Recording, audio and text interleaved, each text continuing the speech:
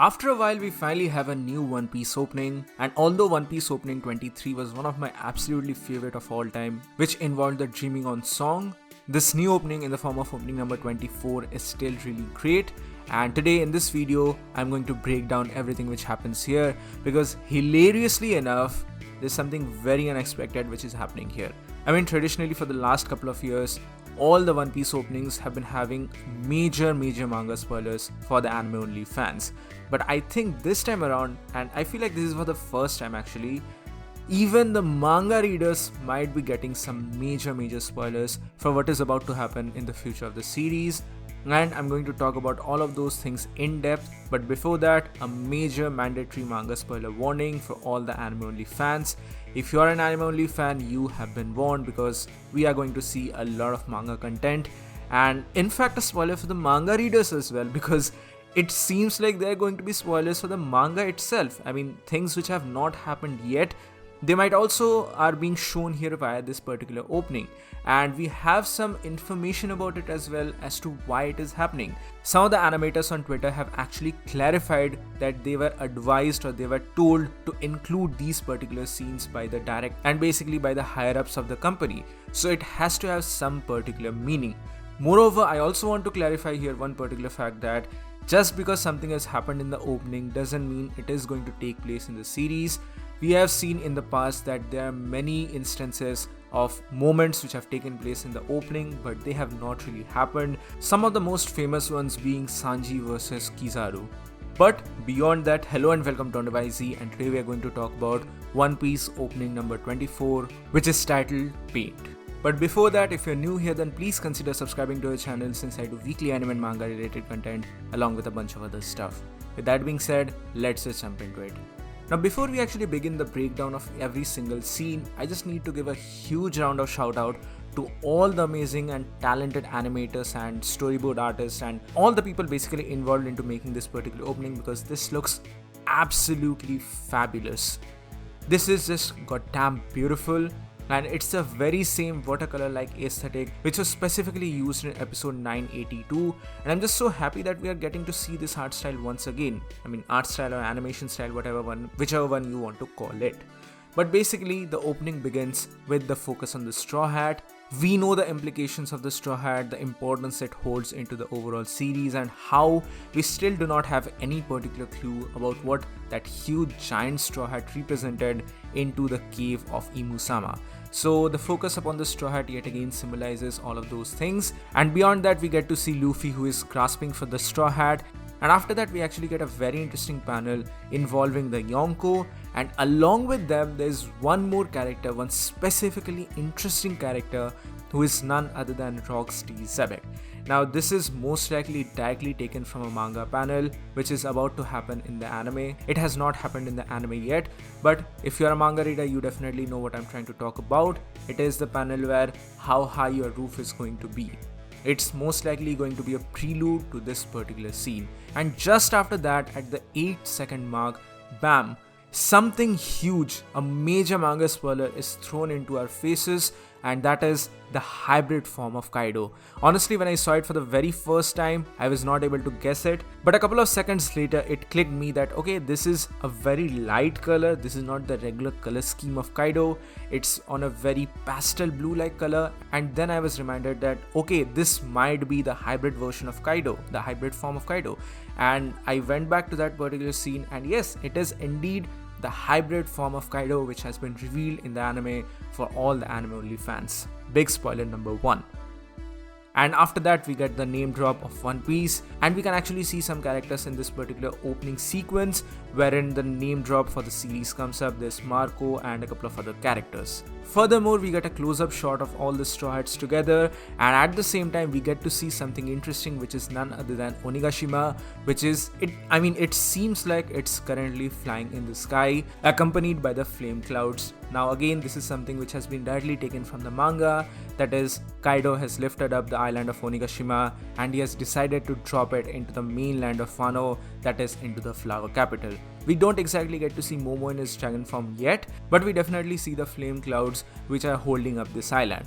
Now after this we get some generic shots of the straw hats who are facing up towards the Onigashima battle, and then we get to see Big Mom, and then we finally get to see the Tobiroppo along with Kaido, who is actually ready to fight off. And just after that we get a scene of Momo and Shinobu looking up into the sky.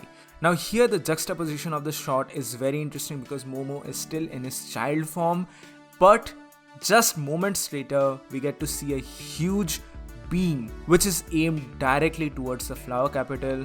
We don't know if this is a beam by Kaido or someone else, but this is a huge devastating beam which sort of decimates the entire city, which sort of decimates the entire town. Again, the juxtaposition of these scenes are really interesting. Is it trying to tell us something, or maybe it's just a generic shot of trying to showcase how powerful Kaido is actually all about? Furthermore, we get the title drop of the opening, which is Paint, which is sung by the band I Don't Like Mondays. Now I'm going to come back to the actual song later on. Let me just finish with the overall visuals of this opening first, because just after this name drop we get something which I was totally not expecting to see, and I feel like this is the first manga spoiler for all the manga readers as well. We get the shot of a sword. Now this is interesting because this is not Amino Habakiri and this is not Enma. This is a sword with a purple handle, and correct me if I'm wrong, but I don't think we have actually seen this particular sword in the anime so far. I mean, as a named sword, as an important sword. Let me know in the comment section below. I tried to find some of them, but I just couldn't find anything as a named sword which looks just like this. It's possible that we have seen it before, but I think that this is something different. Initially, I thought that maybe this sword is a reference to the large sword which we saw at the beginning of the Onigashima gate, but just after this we get to see that Oden is actually holding this particular sword. That basically nullifies the notion that this is a huge or long sword. This has to be a normal sword. But the important or the more intriguing information is in the background. We get to see 3 log poses which are frozen. Now why are they frozen? Are they frozen in time? Are they literally frozen? Is this a reference to some frozen island which we have not seen so far? I mean, according to the lore of One Piece, Luffy and gang only have to travel to Elbaf after this and maybe another island. But what is the reference of this frozen land? Are we going to get back to the, frozen decimation of Punk Hazard? I don't think so that's the case. My personal inclination here is that it's frozen in time. It definitely has something to do with the Void Century and maybe the 800-year-old rule and why Wano was closed up in the very first place. The ice here definitely represents the rigidity of the time and how Wano's borders have been frozen forever, and the shot of Oden, it seems like it might be a reference to him trying to open the borders of Wano, because just after this shot of Oden we get to see the All-Stars, although Jack is missing here hilariously enough. I mean, he doesn't get any love whatsoever, but we get to see King and Queen. And moving forward from this, we get a very ominous shot of Kaido looking at all the 9 red scabbards in a very ominous tone. It's not something very special, it's generic, but it's a very decent shot composition overall. Furthermore, after this we get to see a scene of the CP0 who are actually playing the shogi or chess, and in the background we get to see Orochi who is still alive. Next we got a very weird team up which only appears for 2 seconds, but it's still weird in my books, and that is Hyogoro and X-Drake. Is it a reference to the Ice Oni? I'm not sure, like that fight involving Ice Onis and everything, maybe, perhaps, but it's just something which doesn't seem that applicable for me here. But after this, oh my goodness, probably one of the best shots so far, and this involves Yamato standing up to her father, and this most likely is something which is happening on the rooftop. The roof piece is finally happening. Yamato is crying, reminiscing about the past, and then we get a shot of Ace. But after that we get a very exciting, perhaps one of the most exciting shot, and the one which involved a lot of questioning and mystery among the fandom appears here on screen. We get a shot of Marco, which is interesting because of the dialogue which he says in the manga, wherein he says that Onigashima was not always there, Onigashima was not always present in this particular part of Wano. According to his words, it was most probably artificially placed there. And just because of these words, the scene at 46 seconds makes even more questions. It asks even more questions to us, because this is a shot of the Onigashima castle, but it is completely red in color, and it's almost as if this is a living being which is just moving forward. This reminds me immediately of Ors Jr. and how huge of a monstrosity he was, but it also gives us a callback to the numerous theories which we have had in the past involving the Onigashima castle and how it might be the head of an ancient giant, something which was even larger than Ors Jr. And keeping in mind all the spoilers for chapter 1037, it seems really interesting and the timing is really weird at the very same time, because we have the question of a very special devil fruit which was awakened and something which even the Gorosei are sort of worried about. So what exactly is happening here? Is it shot intentional or is it just a artistic choice? Well, the answer here is that it is something which was asked by the upper department to specifically be put here. So it definitely seems like it has something to do with the upcoming story, and most possibly this is going to be a spoiler for the manga readers as well. What if it was an ancient giant which was dead but somehow it is getting alive at this moment? What if this is the reason why it was thrown here or at least kept here at Wano? Because in accordance to the words of Marco, this was artificially placed. This was not always there on Wano. Interesting stuff indeed. Moving forward, we have some fight scenes which have been directly taken from the manga. We get the beautiful shot of Robin versus Black Maria involving that particular move. You know what I'm talking about, you know what I'm referencing about. We get Frankie versus Sasaki, we get Kaido versus Luffy, we get Jinbei versus Huzu, and a lot of other manga fights like Brook versus the Ice Demons and all the Black Maria followers, and also Chopper is there with his, Ice uniform and everything. Also, Zoro is here, but weirdly enough, King is not actually shown in this opening. Honestly, I expected that the biggest spoiler is going to be King's face, which is directly revealed in this opening, in accordance to what we have seen so far in the, as a practice for the One Piece openings, but it's actually not shown here. In fact, Zoro and Enma are not really shown that much as a matter of fact, which is something which really surprised me a lot. Furthermore, Page 1 and Ulti are chasing around Nami, Usopp and the others, and they are currently on top of Tama and the Koma Inu. So this is some very generic stuff. It's not really the most exciting stuff or anything, but beyond that, we get to see the return of Boundman, or especially Gear 4 in the opening. In the previous opening, after a very long time, Luffy was only in his base form, but here in opening number 24, Luffy is back with his Boundman form and is facing off against Kaido. And just after that, we get a clash of Conqueror's Haki, and this is no normal Conqueror's Haki. This has to be advanced Conqueror's Haki, because Kaido is in his hybrid form and Luffy is also using his Conqueror's Haki, but their fists, or rather their weapons, ideally it should have been a weapon, but Luffy's fist and Kaido's Kanabo are not touching, so it has to be a clash of advanced Conqueror's Haki. After that, there are some scenes involving Sanji and Luffy. I'm not really sure if this is a part of the opening for every time, or if this is just an episode only thing. In the previous couple of openings, we have seen that some moments from the ongoing episode are added into the opening, so I don't know if this is just for this episode's sake or it's something which is adapted throughout the entire series, but it is what it is. Now moving forward, there are some shots of the Flower Capital and people are enjoying the fire festival at this moment. Now there's some interesting shots. People are saying that is this a reference to Joy Boy or not because of this Boundman looking form, but I think that it's not really that. It's more akin to the Daruma dolls, which is very prevalent in the entire mythological aspect of Japan, so I don't really think that it's something that important.